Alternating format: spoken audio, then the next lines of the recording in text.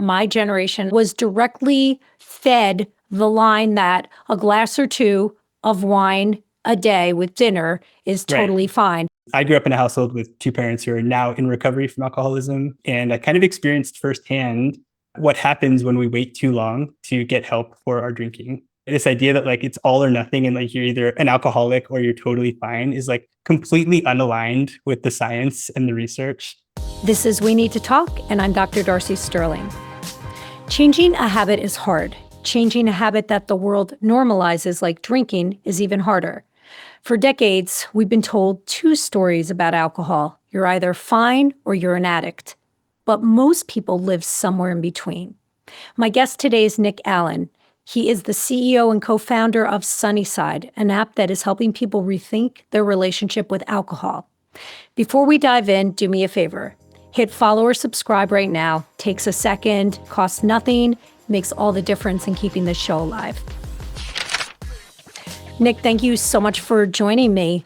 We track our sleep, our steps, our nutrition, but almost nobody tracks their alcohol. Now, the World Health Organization has stated that there is no safe level of alcohol consumption and that it's toxic and an additive substance. So why haven't we historically treated alcohol like a health metric? Yeah, that is a really great question. And why we built Sunnyside was because we had the same question and we struggled to find answers early on.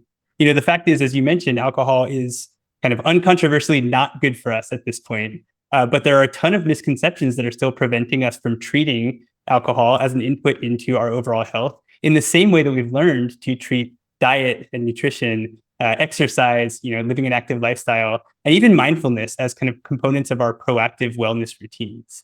For some reason, when it comes to drinking, we've got this series of misconceptions ultimately that lead us to think about alcohol as, this kind of like binary concept, right? Where there's this idea where there's the people with a drinking problem, and for them, they have to be completely sober.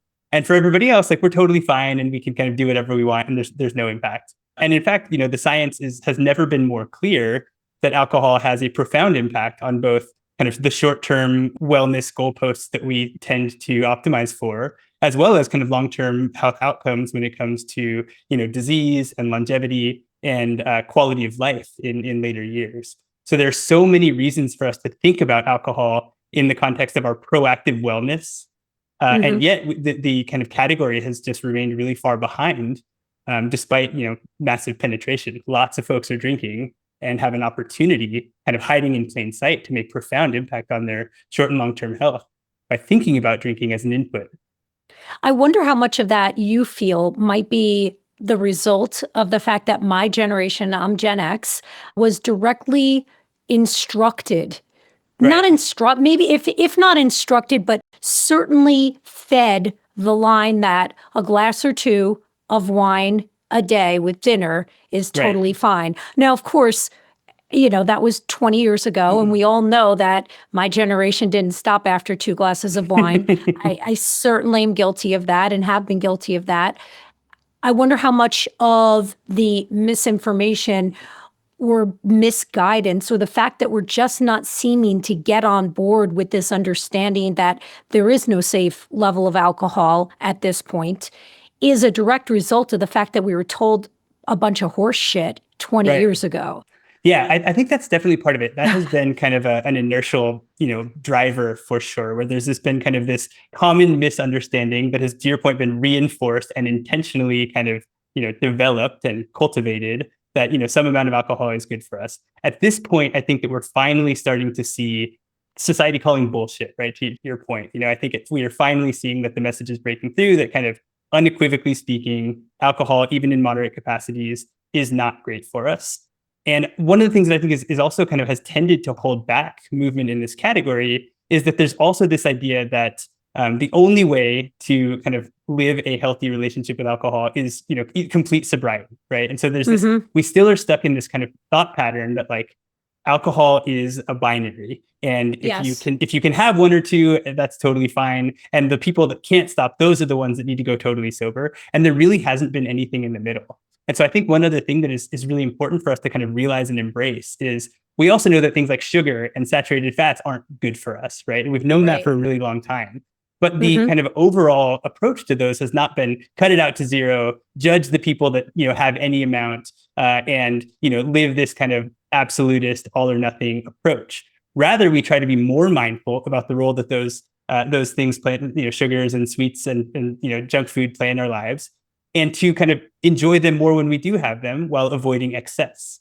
And with alcohol, for whatever reason, it's this kind of do it or don't, this all or nothing approach, and we've completely neglected the middle ground and the path of moderation and balance. And so, even though we know Mm-hmm. drinking isn't good for us, that doesn't necessarily mean like the only thing to do is to shut it off completely. And yet, Right. we haven't had those kind of tools in the middle to help people on a path that might be more guided towards flexibility and towards managing drinking in the context of health without necessarily cutting out entirely, because a little bit of alcohol here and there can be enjoyable, and a lot of folks aren't open or interested in the idea of removing that from their lives completely, and there haven't really been tools, right, until this point, to do anything else. And it leaves a whole cohort of people out of the mix That's right. without any assistance. Speaking of tools, do you use a wearable?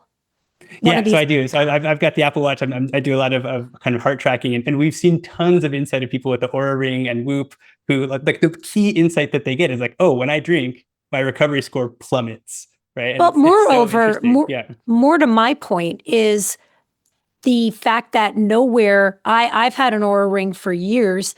They never ask if I drink. They don't right. ask me to input my alcohol level. There's nowhere for it to sync up with my alcohol level. Even on the Apple Health, I don't think there's anywhere for you to insert alcohol usage. Yeah. I see that as but people who are super mindful, super biohackers have seen a correlation between when they drink, maybe their sleep score plummets, Mm-hmm. maybe their recovery score plummets. I wonder why they have not employed, um, tracking alcohol, the alcohol consumption as an important part of biohacking. Yeah, well, until Sunnyside, I mean, that's really why we're here to kind of close that gap. And one of the things that's so interesting, especially with the passive trackers like the Aura Ring and kind of the wearables, is that for some people, they see the data and they can observe that correlation, and they start to understand, like, when I drink, my recovery and the metrics that I care about and that I'm tracking, tend to, see negative downturns. And for some people, that data point is enough to like turn off the alcohol switch or turn that down to zero. Literally. And so people No, just say, it's okay, I'm not biofeedback. drinking anymore. Right, exactly. But there are many other people that see that data on a Friday or on a Saturday morning, and then they see it on the next Saturday, and they see it on the next Saturday. And for this population where there are such deeply ingrained habits, which for many of us, alcohol habits are ingrained over decades, right? These are not just Mm-hmm. like see some data and flip a switch, but there's actually like a lot of psychological and kind of reinforced habit loops that have driven us towards these patterns of overconsumption. For a lot of us, we'll see that data and it's just not enough to make a change. And that's really where where the Sunnyside philosophy steps in. There's a passive tracking component to this, but there's also active work needed to make changes to these ingrained habits that I think the wearable tools are really falling short in right now. Like the passive tracking is great because you don't have to do anything and you get all this data. But when it comes to changing an ingrained habit, active involvement is so critical. And that's the part that we really hope to fill. And so they're actually, the final point here, like there actually is, Apple Health does have an alcohol tracking category. Sunnyside is the only app that writes into that category at this Huh. point. And we're really working to kind of connect the dots and to pull that data in across your Apple Health or your kind of wearable ecosystem and help you really understand, when I drink, these are the things that happen to my body in the across all of the metrics that I care about. And when I drink less or I drink differently, these are the Mm-hmm. ways that I see those benefits. And if we can connect those dots to not necessarily zero, right? Not necessarily complete abstinence, but when I am being conscious about my choices around alcohol, like giving the biofeedback that says like you have improved these biometrics that you care about is such a powerful component of this experience. I agree. That we're just getting started on, but there's so much cool things to do there. I also want to point out that there is a cohort of the population for whom alcohol usage does not impact sleep or recovery, and I am in that weird cohort. I'm in a Lucky weird. you. I don't know if it's a lucky thing because, like, you read the research, all of which will be linked in the show notes below this episode. There is not a healthy amount of alcohol consumption according to recent Right. research, and so It's almost like I also was recently diagnosed with celiac disease. People say, "Oh my gosh, how'd you go so many years with all that discomfort?" I'm like, I was Mm, asymptomatic. So it's mm, basically the same thing with alcohol for me. Like right, I'm asymptomatic. I don't, right. it doesn't show up in my resilience, my recovery. It doesn't show up on my sleep score. It has no correlation whatsoever to how I feel. When I diminish my drinking, I don't lose weight. When I drink a Mm, lot, I don't gain weight. It's a mm, really weird thing. So, even more to the point, though, that I think it's imperative that now that we have this new research out, we understand that alcohol is impacting people's health in a negative way. yeah. People should be tracking their alcohol usage, and all of the wearables should have some measurement thereof. And You, active intervention, I think that's the thing that's so important here too, right? It's like there's a measurable component, and then there's also a behavior change component that needs to be addressed, right? And so what do you mean? well, so I think in the context of an aura or a whoop, right? Like a lot of the value that you're getting there is like you put the thing on and you get this kind of amazing 360-degree view of your biological health and your biomarkers. But I think that they have a role to play when they can start to identify these patterns and say, hey, it turns, looks like on Friday and Saturday nights, or at 6 p.m. every day for many folks who have different kind of patterns, all of a sudden your HRV kind of starts to fluctuate, and you start to see these kind of signals that suggest like maybe there is alcohol consumption happening or alcohol overuse happening. At that point, I think that there's a real opportunity to say, hey, this is something that we detected in your biomarkers. Here are some tools for you to actually go and address the underlying habits here, right? Because often the Explain data what HRV is, please. yeah, so heart rate variability, which is one of the measures of kind of heart health ultimately, and I think overall cardiovascular health, which is another of the areas that is profoundly affected by alcohol, right? So it's sleep, but it's also heart rate, and therefore kind of long term heart disease risk as well. And so when you start to Hmm. get those proactive signals, the key is to kind of empower people to act on those signals and to make changes to improve. And I think that's an area where active apps like Sunnyside really play in complement to the passive tracking that many more of us are starting to use, whether it's the Oura Ring or the Apple Watch or any of the other kind of tools in between. Yeah. Your app helps people change one of the hardest human behaviors to change. How effective is Sunnyside, and what actually do you think makes it work? Yeah, so I'll talk a little bit about the efficacy in a minute, but I think that the main thing that we do differently, and maybe this has already come through in the conversation so far, but where most of the other apps and services in the alcohol health space today are really kind of purpose built and branded to help the quote unquote problem drinker on this singular path of complete sobriety. The thing that makes Hmm. Sunnyside really different is that we embrace kind of moderation and flexibility. And we like to think of ourselves as the front door for anyone who's looking to change their relationship with alcohol, regardless of their starting point or their end goal.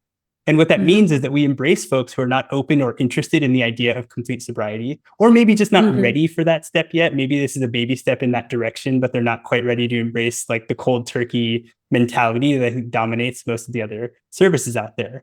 And so we provide this much more welcoming starting point.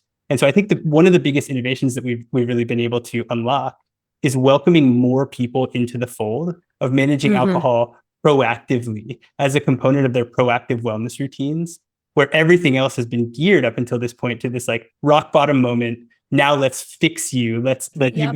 Let's use this language of addiction. Let's kind of like go into recovery and with this kind of abstinence or sobriety first model. And there's tons of research, which I'm sure you'll share in the show notes. There's tons of research supporting a harm reduction approach, moderation as a realistic and sustainable pathway for folks to achieve, to minimize the impact of alcohol on health, even if not going to what would be optimal, which is complete zero, which we better understand now. So I think like the effectiveness of Sunnyside starts from the front door that we've created in helping people to get started in a way that feels more approachable and realistic and So more let's aligned with their start. lifestyle goals. So let's start with a variable that's easy for people to wrap their heads around. What percentage of Sunnyside users have shown the ability to reduce their alcohol consumption? Yeah, so 96% of Sunnyside signups self-report drinking less in the first month. So we're seeing, massive early results for folks who are, self-reporting on a daily basis. And then we actually have peer-reviewed clinical research that's been published in September of last year that looked at overall efficacy of the program over a longer period of time. And what we see is an average reduction in weekly drinks of 33% in the first 12 weeks of usage of the program. And the thing that really makes us more proud is that those gains are maintained over the course of the first year and beyond. And so we're not just helping you make that initial reduction. A lot of people are successful and like, I'm going to cut back, and they do it for a month. It's like a diet. Yeah, exactly. And then they yo-yo right back to the old habits. And what Sunnyside provides is kind of a structured approach to long-term habit change. It's a small daily set of routines that ladder up into meaningful and sustainable results. And that's the thing that we're so proud of, is like, this is not like, I'm not going to drink on weekdays, personal system that works for a few months or a month, and then kind of you find yourself right back in the old patterns. This is a structured system of accountability that uses evidence-based tools to help kind of intervene, help with goal setting, help with kind of daily tracking and accountability, provide nudges when you need them to kind of stay on track and remind you of your goals, especially in moments when willpower might be waning, and then ultimately kind of keep you focused on long-term results while breaking them down into small micro habits every single day that give you those like little dopamine hits and those little feelings of win that ladder up into really, really big results. And so the whole Sunnyside system is this like mini game. It's a weekly plan, and then it's a daily set of targets. And so you've got these little self-reinforcing loops that ladder up into really profound results. So what do you think the one or two aspects to your app are that create 80% of the results? What's the 10 to 20% of the actions that results in the majority of the outcome that is positive? Yeah, so we have a really interesting nudge-based system to kind of maintain accountability. And so there's a loop between goal setting, daily nudges, and then daily tracking that give you a really interesting opportunity to set a goal up front, get reminders about the goal that you set for yourself each day. And then we create a moment every morning where you're reporting back on your previous day, and we create kind of an opportunity for you to reflect and refine for the day ahead. And so if you're overplanned, that's totally okay. We help you to kind of put that in context of your overall journey, and we help you kind of shrug it off and look forward to the next day. And so I think there's kind of a really magical loop that happens there between goal setting, nudging, and tracking. And then that leads you to this really interesting data experience where you can see all of your trends, you can see the impact on your biometrics, and you really get this kind of visual view of how these small actions are laddering up into long-term results. And then on the other side of the coin, one of the newest things that we've launched, the other kind of really exciting piece of the Sunnyside experience, is for folks that need a little bit more help up front. We've actually just launched a medication offering that pairs with the Sunnyside Behavior Change Program. So eligible Sunnyside members can now get access to naltrexone, which is a medication that has been FDA approved for 30 years for alcohol use. Its awareness about this medication is really, really low, but it helps to curb alcohol cravings and kind of diminish the reward center in the brain associated with alcohol. And so it also kind of makes it a lot easier to rewire the habit loop towards healthier actions and healthier rewards. And so the pairing of kind of this proven structured behavior change program with medication has been extremely powerful for the population who feel like they need a little bit of an extra nudge. You know, I don't just talk about mental health. I live it. And in my 20s, I built a boutique private practice that reflects the kind of therapy I always needed. It's called Alternatives Counseling, and we are now accepting new clients. If you've ever listened to this podcast and thought, I wish I had someone to walk me through this in real life, that is exactly what we do. We work with individuals and couples, especially high achievers who are killing it in their careers and want that same success in their personal lives. We help you build deeper, healthier connections without losing yourself in the process. This is evidence-based therapy delivered by licensed therapists who are the best of the best. Change is hard. Doing it alone is harder. Come do the work with us at alternativescounseling.com. Most people don't drink because they're addicted. They drink for one of four reasons: to enhance social interactions, to feel good, to manage stress or negative emotions, or to fit in. So if that's the case, what is the value in tracking it? What does self-monitoring actually change?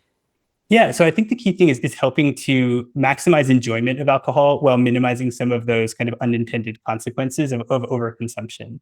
And so one of the things that Sunnyside does is we embrace drinking if that's your plan and that's what you want to do, but we help you do it in ways that will kind of minimize the short and long-term health impact. So we totally understand that there's value in that people, enjoy drinking, and it's been a part of our society for thousands of years for a reason. There's, social lubricating effects, there's relaxation effects, but it's also really easy to go overboard.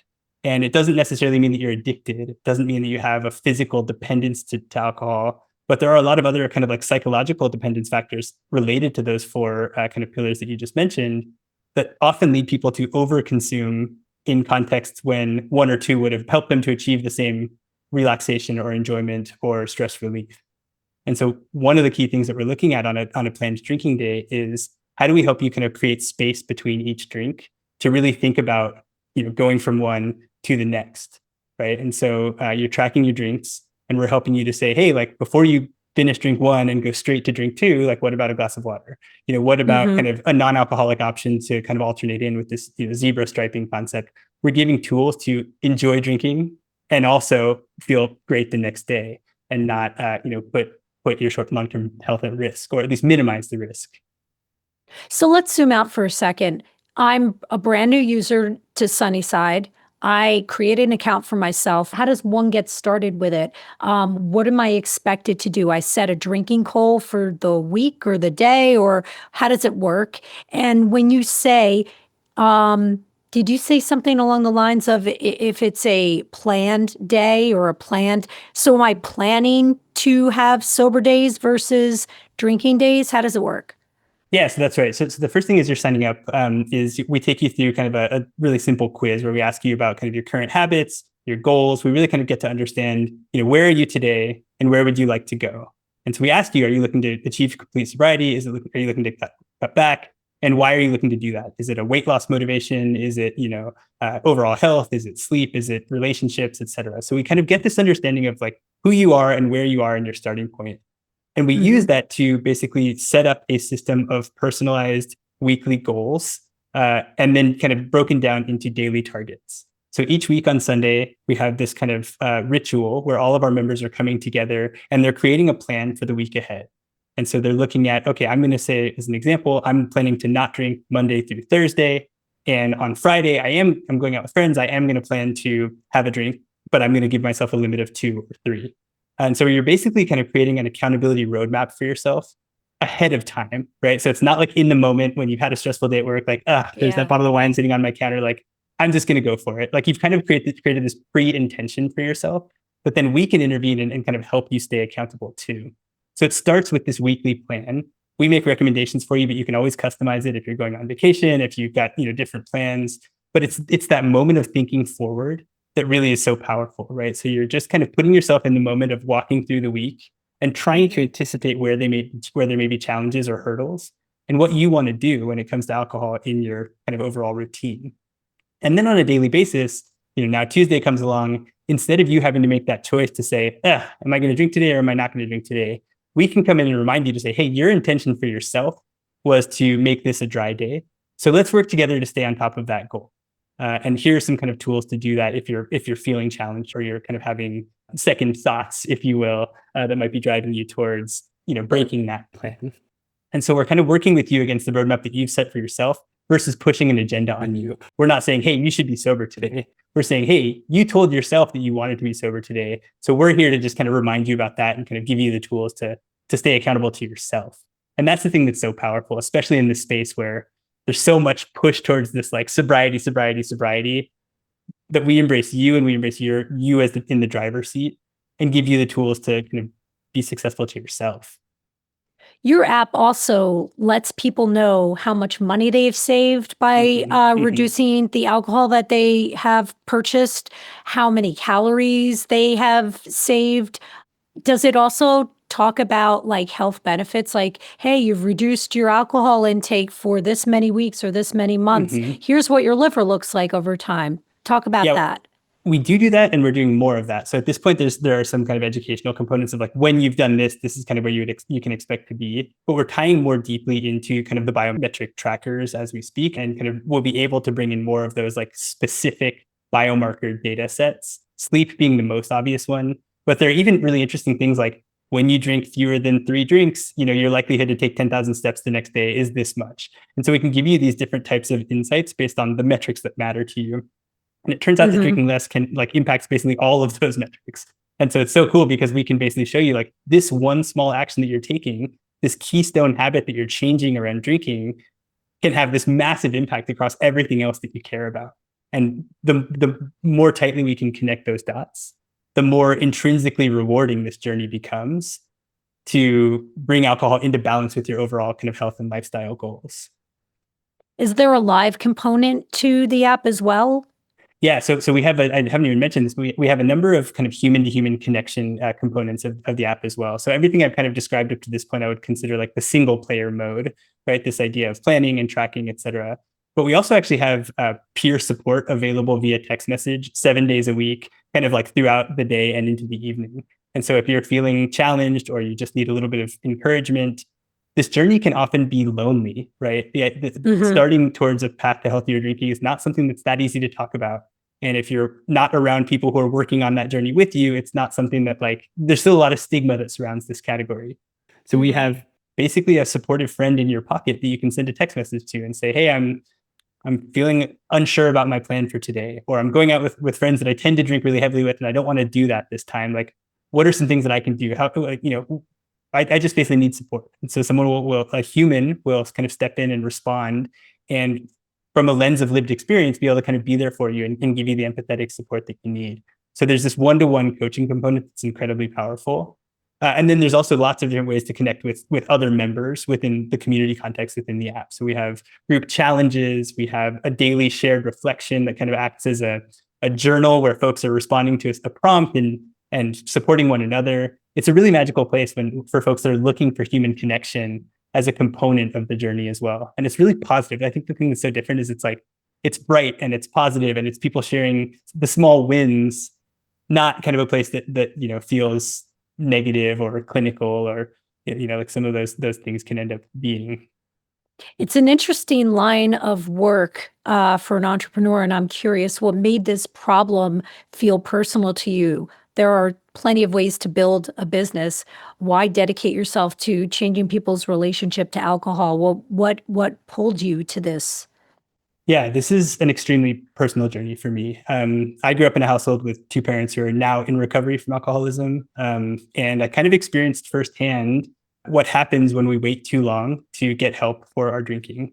My parents didn't have the tools or even the vocabulary to start to manage alcohol before it became a huge problem in their lives. And that had a Hmm. profoundly negative impact on my life as a kid until thankfully my parents found their way to AA and actually went that route of complete sobriety.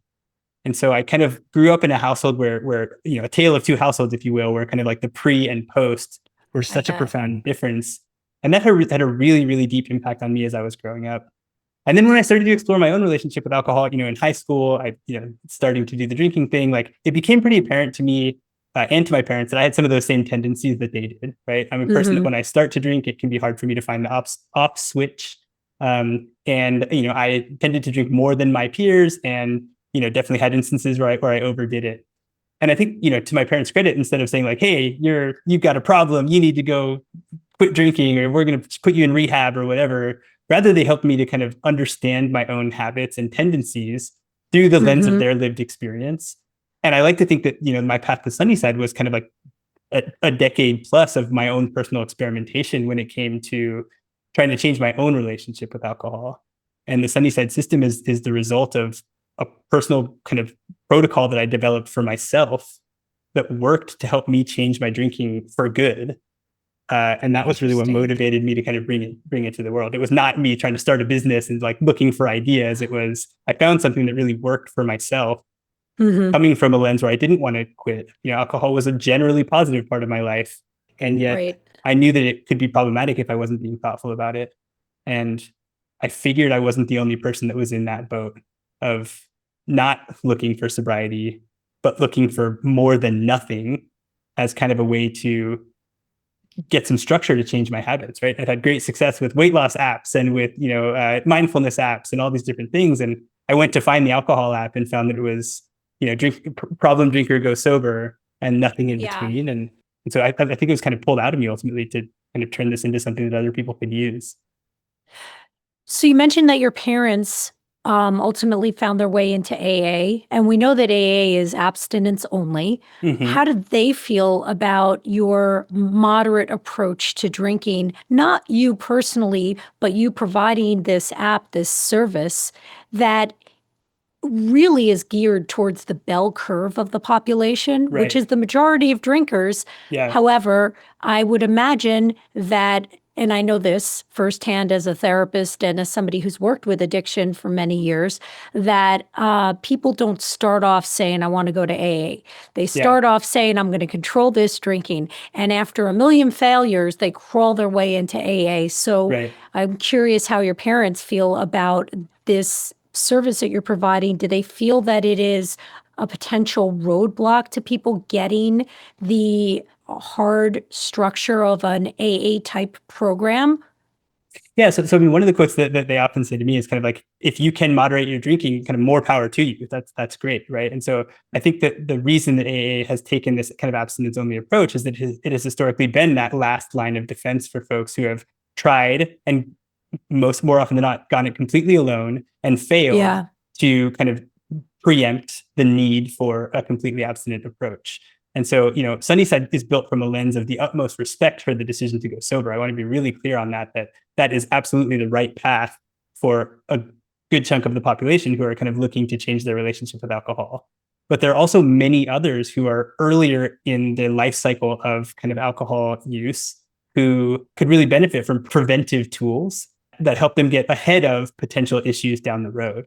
And that's the whole kind of underlying philosophy of Sunnyside, is that the earlier we can get you started, the more likely we are to prevent those most negative consequences of long-term dependence. So my parents are really proud of opening the door to an alternative pathway and providing a way for people to get started. There's a stat in a study that looks at, like, there's like a 10-year gap between someone developing alcohol dependence and actually getting treatment. And so if we could Yeah. help people get started, 10 years earlier, before this becomes a problem, we can save lives and we can save families, and we can have a really profound impact by preventing those negative consequences of unchecked and unmanaged alcohol overuse. So no longer it's like go it alone until you hit rock bottom and then go find AA. There's now kind of a system and a set of tools to help you get started and to prevent those outcomes.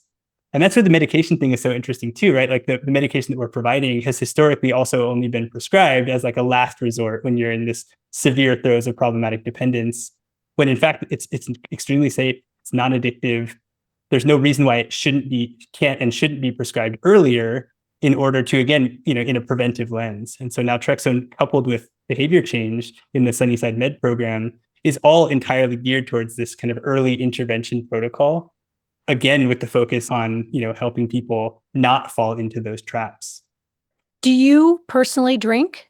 I do, yeah. So I still regularly drink. I'm on an extended dry streak right now, so it's been a few months since I've had my last drink. But I generally do, have a plan that kind of structures around 5 dry days and then 2 kind of planned drinking days on a typical week.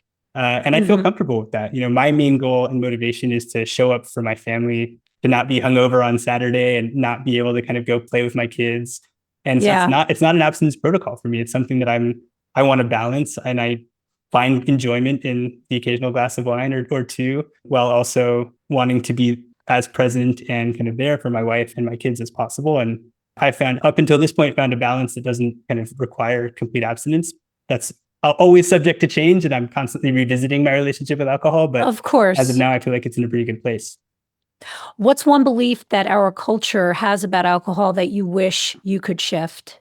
Yeah, I mean, I think we've talked about it a lot. It's this idea of like alcohol as a binary is just such a broken concept, and it leads so many people astray, right? This idea that like it's all or nothing, and like you're either an alcoholic or you're totally fine, is like completely unaligned with the science and the research. Turns Mm-hmm. out that alcohol use is a spectrum condition, And the longer we wait, the more likely we are to develop problematic dependence. And when we think about it as like you have it or you don't, it just prevents so many people from getting the upfront help that they could really benefit from, to prevent kind of falling into the throes of long-term dependence. And so if there was one thing I would change, it's shifting the entire paradigm of care here from reactive, wait until you have a problem before we start to do something about it, to proactive and preventive. Let's help you get started as early as possible on the path to kind of a healthier relationship. The way we manage alcohol today is almost like if we waited until someone had a diabetes diagnosis before we started, focusing on diet and exercise and kind of those inputs. We wait until someone has, alcohol use disorder or severe alcohol use disorder before doing anything about it, when managing alcohol consumption up front can be just as common and socially accepted as managing diet and exercise as kind of a component of our wellness routines. It's an interesting point.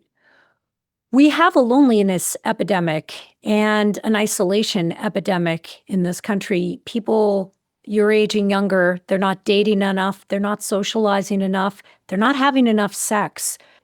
Do you think that there is a useful social amount of alcohol that is necessary for society to properly function? We've been using it for thousands of years. Right. And in the wake of very fundamentalist perspectives on health, on abstinence from alcohol, I can't help but notice, and I'm not saying that there's necessarily a correlation, but I wonder if we haven't gone too far in our effort to control health variables, and if it might not have some unintended consequences that a couple of drinks helped mitigate when we were younger. You tell me your thoughts. Yeah, it's a really interesting question. I mean, there's so much to unpack in kind of just like the generational trends around drinking. From lived experience and from my own personal life, I can definitely say that alcohol has had profoundly positive and profoundly negative impacts. A lot of that social lubrication early, a lot of the experimentation and kind of being crazy kids. Like, I cherish those memories, and that's something that like I wouldn't trade, even knowing what I know now about my own habits and about alcohol's impact on my health. So I think, speaking for myself, and I continue to believe that, alcohol has a role in my life, even though I know more than the average person about kind of all of the possible consequences of long-term use. I personally do believe that there's a role to be had for alcohol in society. And the Sunnyside philosophy is meant to be flexible for that exact reason. And critically, I believe that there's many, many millions more people who could live a more balanced lifestyle when it comes to alcohol with help, right? With kind of support and a structured system for kind of minimizing the risk, right? Not eliminating the risk. We know that abstinence is the way to eliminate the risk, but these are all trade-off conversations, right? We need to make our own personal choices around what is the acceptable risk to our long-term health for the trade of kind of maybe short-term socialization and short-term enjoyment and those, memories that you're making with friends that don't always require alcohol, but sometimes it's can be a positive part. It's a truth that I personally deeply believe through my own lived experience, despite having lots of ups and downs along the way when it comes to drinking. Well, I'll tell you that I have clients that use your product. That's how I learned of your product. That's why I invited you on the show. You have helped my clients quite a bit, and they're grateful. And so by extension, so am I. Thank you so much, Nick. I appreciate it. I love it. That's so cool to hear. And we really welcome working with anyone, no matter where you are in terms of kind of your starting point, or if you just have that inkling that you might want to explore making a change, find us at sunnyside.co. We've got a place for you, and we've got a path for you. And I just so appreciate you inviting me onto the show, and so happy to hear that we've been helpful to your clients. Yeah. Thanks so much. All right. Thanks. We Need to Talk with Dr. Darcy Sterling is a Sterling Standard production. Editing and sound engineering is by Bart Miguel. Our theme music is by Trending Music. Special thanks to Amanda Christiani and Robin Genshin. The team at We Need to Talk and I want to keep making these episodes for you. So for us to keep doing that, I need you to please make sure that you follow the show wherever you're listening or watching, and ideally, please share this episode with a friend or two. Do that for me, and I'll keep showing up with the free, quality content you have come to trust. And if you are on Apple Podcasts, scroll down to ratings and reviews, tap the stars. That's all it takes. Keeps us alive. We'll be back on Tuesday with more relationship dating and mental health hacks that you've come to expect. References are always in the show notes. I'll see you soon.